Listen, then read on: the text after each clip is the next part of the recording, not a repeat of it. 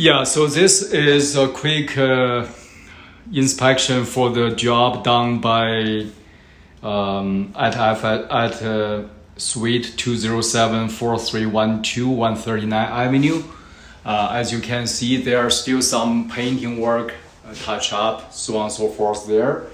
So you can see, I'm not sure this is water damage related, but the baseboard seems pretty worn out or water damaged, whatever. Not sure if that's going to be taken care of. Further, I think there might be some ceiling here need to be replaced because there seems all being water damaged, as you can see.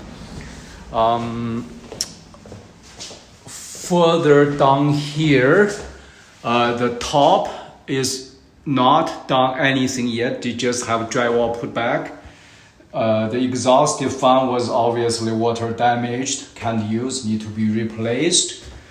Here, still quite a bit of work. Not done, not sure what.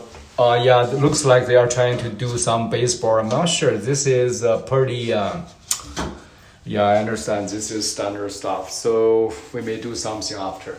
Anyway, this is basically tells the condition inside of suite.